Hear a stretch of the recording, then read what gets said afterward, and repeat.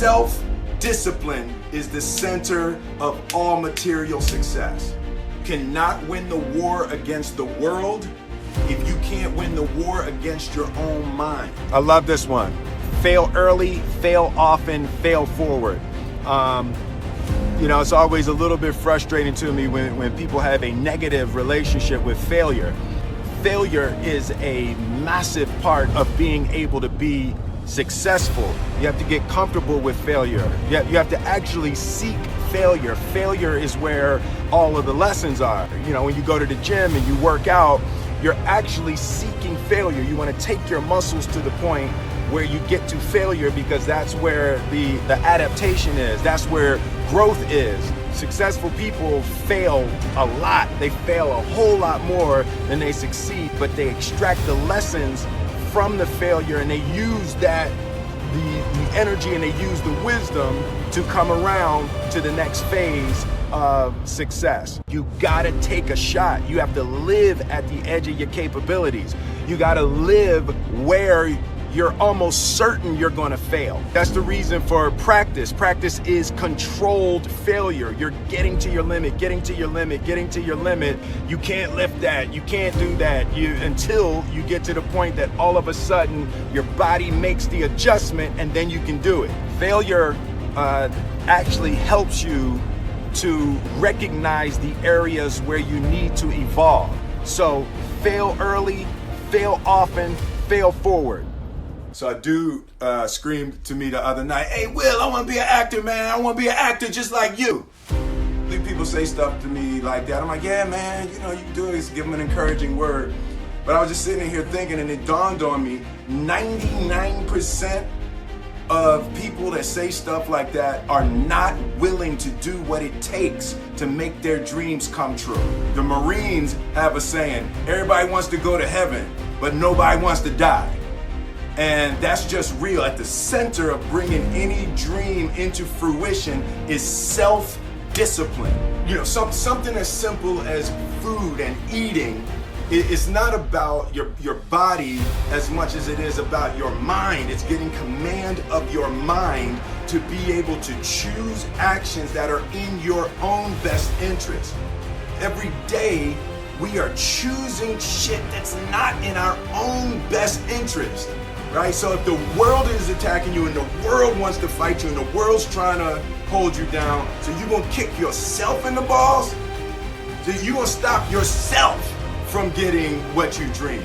Self-discipline is the center of all material success.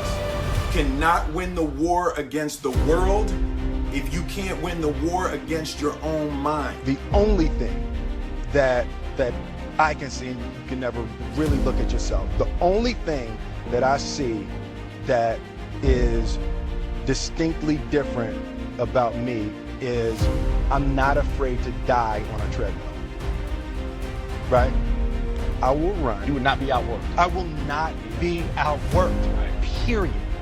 You might have more talent than me, you might be smarter than me, you might be sexier than me, you might be all of those things. You got it on me in 9 categories. But if we get on the treadmill together, right, there's 2 things. You're getting off first, or I'm gonna die. It's really that simple, right? So let's go back to the question about what if people block me out. It's gonna be 2 options. I'm gonna get back in, or I'm gonna be dead, right? It's like, you're not going to outwork me. It's such a simple, basic concept. It's the guy who is willing to hustle the most is going to be the guy that just gets that loose ball. He got that. Oh, okay, he got 2. Ooh, God, he hustling, grabbed that one. That was going to be out of bounds, but he saved it back in.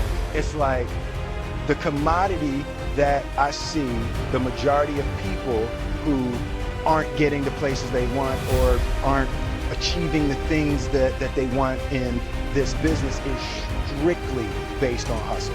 It's strictly based on being outworked. It's strictly based on missing crucial opportunities. I say all the time, if you stay ready, you ain't got to get ready. I believe that self-discipline is the definition of self-love. That when you say that you love yourself, that means that you have behavior towards yourself that is loving. It's like you say to yourself, hey man, look, I know you want to eat that pizza and it'll be really good, you know, but I can't let you eat that, man, because if you eat that pizza, you're gonna feel like shit, you know, and I love you too much to let you eat that.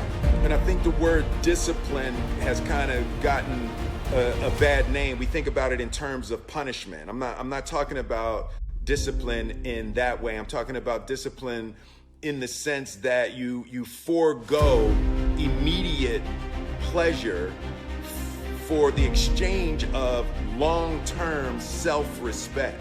Self-love is, hey, look, I know you got a test on Monday, you know, and I know you really want to go out with your friends and Saturday night you want to go out, but if you fail that test, you're not going to feel good about yourself.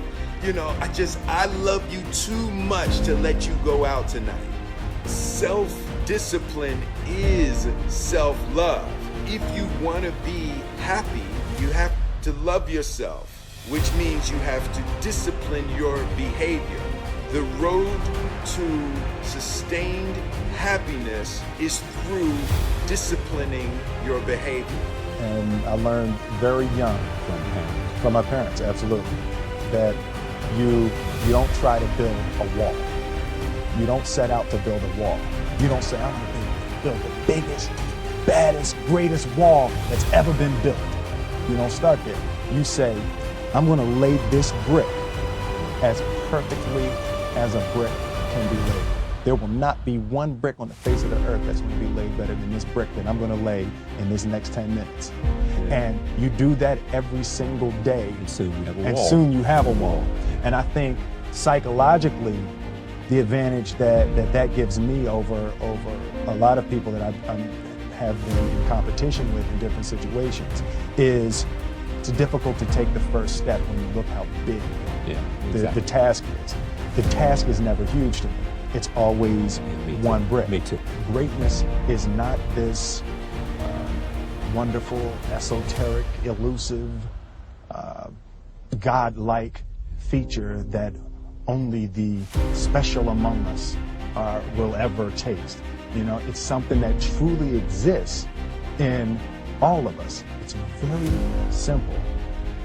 This is what I believe, and I'm willing to die for it. Period. It's that simple. I know who I am and I know what I believe. I know who I am, I know what I believe. That's all I need to know. And that's all I need to know. So from there, you do what you need to do. You know, and I think what happens is we make the situation more complex than it has to be. Because we're looking for complexity. There's got to be something complex to understand. It can't be that easy. The separation of talent and skill is one of the greatest misunderstood concepts for people who are trying to excel, who have dreams, that want to do things. Talent you have naturally. Skill is only developed by hours and hours and hours of beating on your craft. I've never really viewed myself as particularly talented. Where I excel is ridiculous, sickening work ethic. You know, while the other guy's sleeping, I'm working. While the other guy's eating, I'm working. There's no easy way around it. No matter how talented you are, your talent is going to fail you if you're not skilled. You know, if you don't study, if you don't work really hard and dedicate yourself to being better every single day. If there was one concept that I would suggest to people to take a daily confrontation with, is fear. The problem with fear is that it lies, right? So fear tells you, hey, you know, if you say that to that girl, she's gonna know she has you, you know, and she'll never really be attracted to you if she knows how much you attracted to her. Don't say that, no. How we get her is when she walks by, ignore her. Right, it's a swoop. You know, it's like, pop it on your shoulder. Fear tells you dumb shit like that, right? You know, so Yeah, for me, the daily confrontation with fear has become a real practice for me since about three years ago. I went skydiving in Dubai, right? And skydiving is a really interesting confront with fear, right? So everything's normal. So you fly and you go up to 14,000 feet, and you notice there's a light. It's red and it's yellow and green, right? So right now the light's red.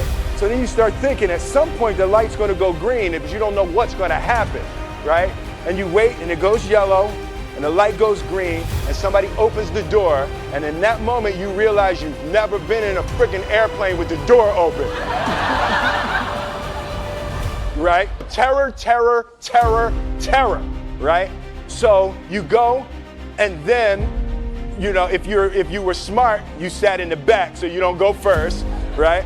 And then people start going out of the airplane, and you go, and the guy walks you up to the end of the thing, and you're standing and your toes are on the edge and you're looking out down to death. And they say, on 3, and they say 1, 2, and he pushes you on 2 because people grab on 3, right? Right? And you go, and you fall out of the airplane. And in 1 second, you realize that it's the most blissful experience of your life. You're flying, right? It doesn't feel like falling, right? It's like you actually are kind of held a little bit by the wind, and then you start falling, and there's zero fear. You realize that the point of maximum danger is the point of minimum fear. It's bliss. It's bliss. And you're flying. Right? And you're doing that. And then 20 seconds, 25 seconds, 40 seconds. And you have enough time to just kind of be like, oh, shit, that's that building. That's not like that one. Oh, you can see the ocean.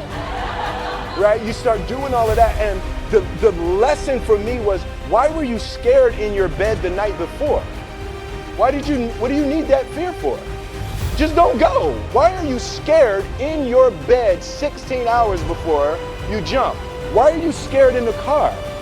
Why could you not enjoy breakfast? What did you need that? The fear is fear of what? You're nowhere even near the airplane. Everything up to the stepping out, there's actually no reason to be scared. It only just ruins your day. You don't have to jump.